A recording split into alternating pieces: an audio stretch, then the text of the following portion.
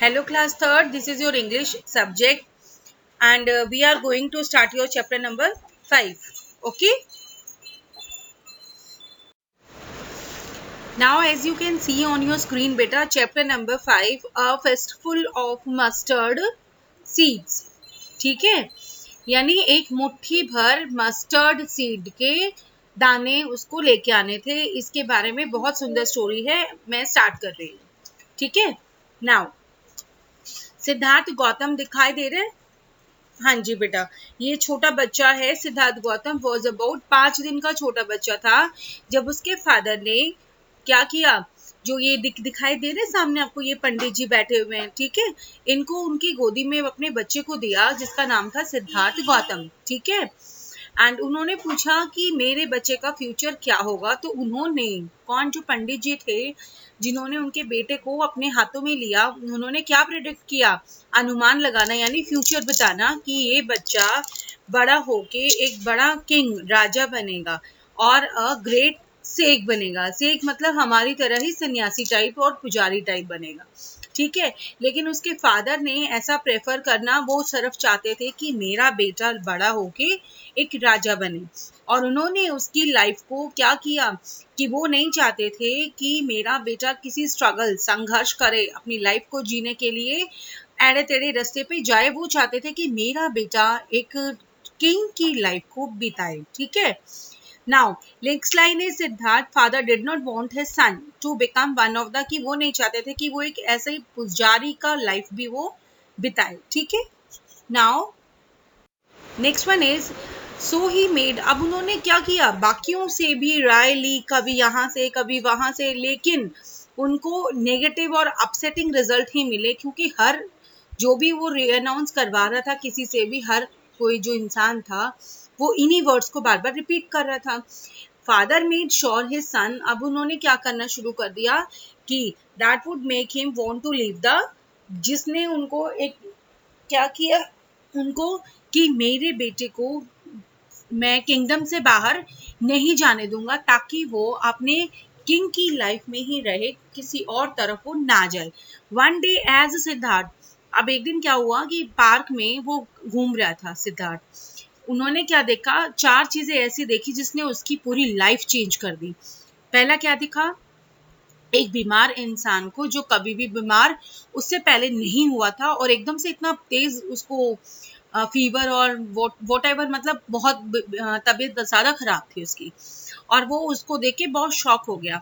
और next day उन्होंने क्या देखा, एक बूढ़ा इंसान देखा जो समवन सूप्ड ओवर एंड सफरिंग, जो दूसरा इंसान देखा वो भी बहुत सफ़र कर रहा था, बहुत ज़्यादा मुसीबतों का सामना करना था बिकॉज ऑफ ओल्ड एज, यानी बुढ़ापे में जो प्रॉब्लम आती है। ठीक है, again he was shocked and he had never, वो कहता कि मैंने इतना दुख, मैंने जो लोगों का है कभी नहीं देखा, बिकॉज मैं कभी बाहर निकला ही नहीं। तो उसने देखा कि हाँ, और कि मैं इतना ज़्यादा दुख देख रहा हूँ कि लोगों में बहुत दुख है। ठीक है, not did he even really understand. अब वो कहता है कि मैंने आज एक दिन, उसने क्या देखा, एक डेथ देखी किसी इंसान की, और उसने कहा कि हाँ मैंने जो डेथ देखी है किसी की, इतना एक्सपीरियंस जो है मैंने आज तक किसी चीज़ का नहीं लिया था, और वो उसके लिए बहुत, उसकी लाइफ चेंज कर दी थी इस चीज़ ने उसकी। Finally he saw a sage और a holy man walking up the path. The sage passed by the sick person, the old person and the corpse, and he did so his face. अब उसने क्या देखा कि वो कहता है कि मुझे अपना रास्ता जो है चेंज करना पड़ेगा, बिकॉज मैं लोगों की इन परेशानियों का सामना करवाना चाहता हूँ। ठीक है, मैं देखना चाहता हूँ लोग कैसे सफ़र कर रहे हैं। Fine,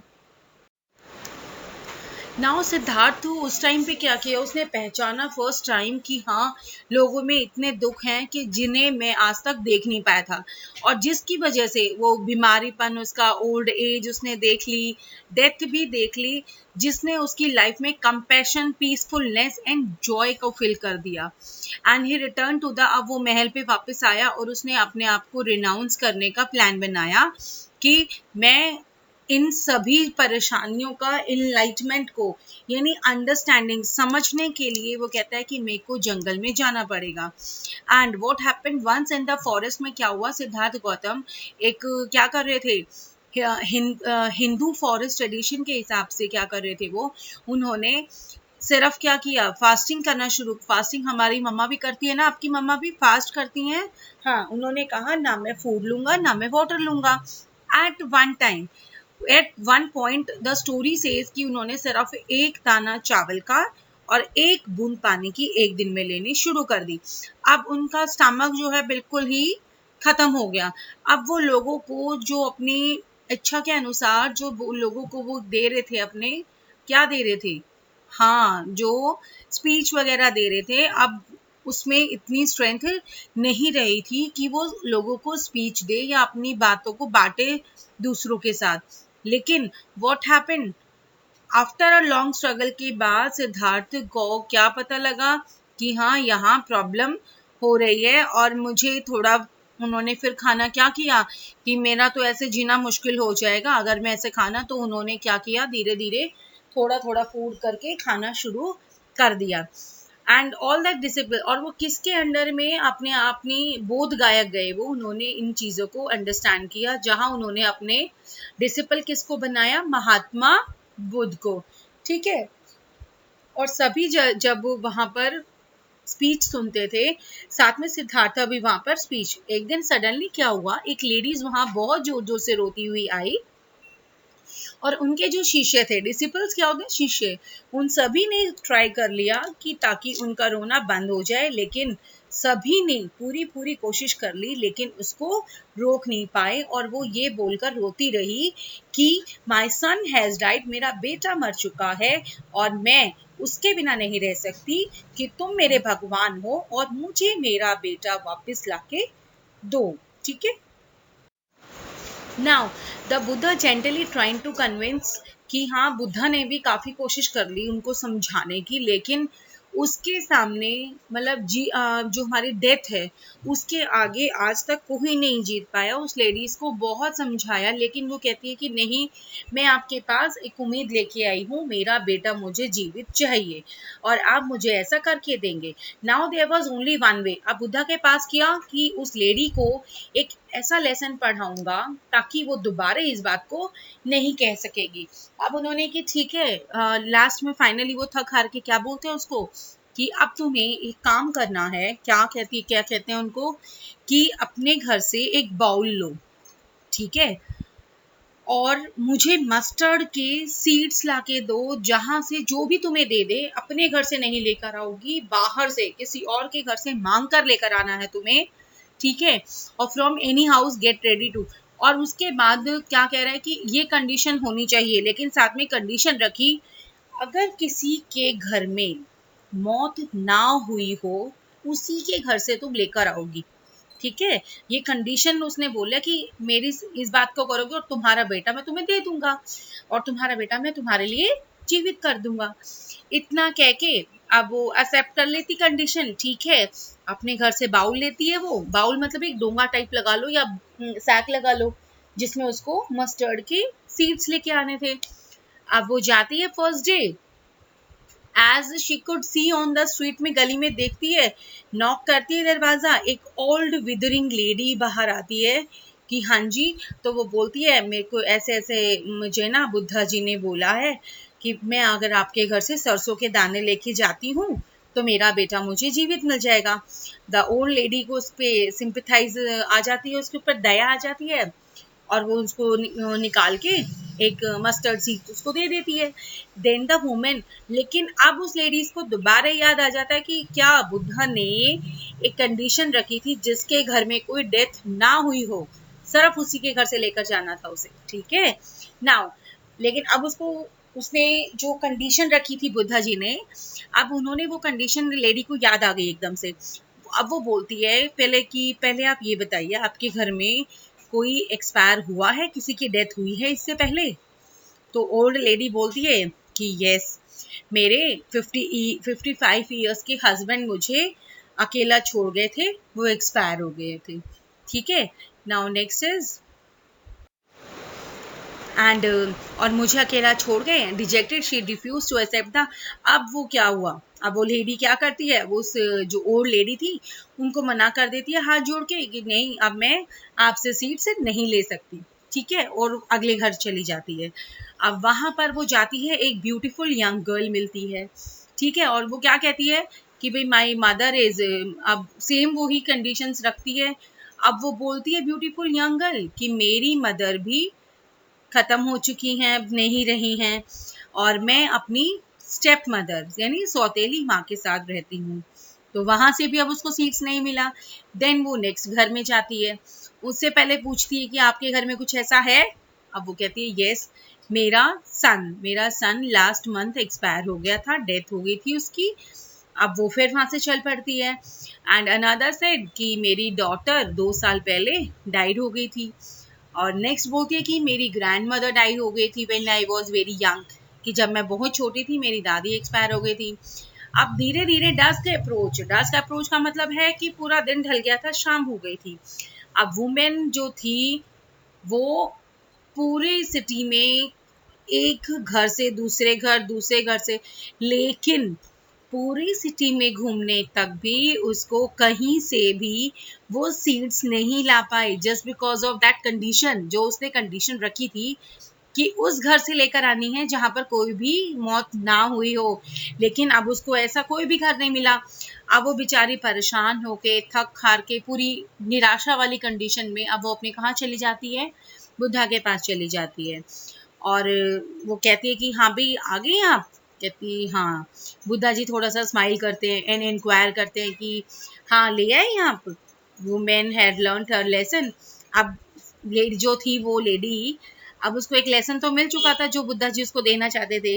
and she said all this while I thought that no one could take away my son from me, कि मैं ये सोचती थी कि मेरे से मेरा बच्चा कोई भी दूर नहीं कर सकता, लेकिन मैंने उसको इतना पाल पोस के बड़ा किया and got so attached to him. And now come on your next page.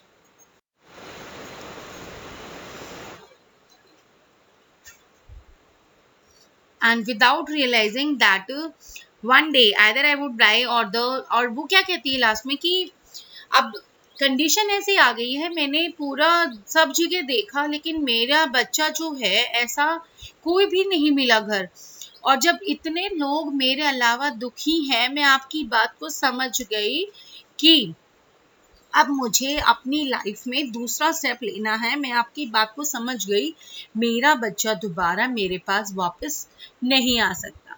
Buddha ji हंसते हुए मुस्कुराते हुए बोले कि ठीक है, मैं तुम्हें यही बात समझाना चाहता था कि सिर्फ एक तुम ही परेशान नहीं हो, बहुत से ऐसे लोग हैं जो अपने कोई ना किसी मेंबर, अपने फैमिली मेंबर को खो देते हैं अपनी लाइफ में, ठीक है। और इस तरीके से उनको इस लेसन से बुद्धा जी ने सिखा दिया, टॉट हर धामा। धामा होता है अनदर टर्म फॉर धर्म, कि वो धर्म के ऊपर लड़ाई करके वो जीतना चाहती थी, बट ऐसा नहीं होता है, लाइफ जैसे चलती है वो चलेगी, ठीक है। नाउ नेक्स्ट इसके नीचे आपके लर्न न्यू वर्ड्स हैं, these new words you have to write in your notebooks and learn it, okay। now this is your reading comprehension, ठीक है। और ये आपके मैं आंसर्स, आपके 6 क्वेश्चंस हैं आपके, मैं आपको now this is your reading comprehension. Question number A है आपका, ए क्वेश्चन ए है read the story and tick the correct options. आपके 6 क्वेश्चंस हैं and answers you can see on the screen, थोड़े बोल्ड में हैं, थोड़े डार्क कलर में हैं ये, यहाँ से अब आप आंसर्स को कर देंगे कंप्लीट, फाइन।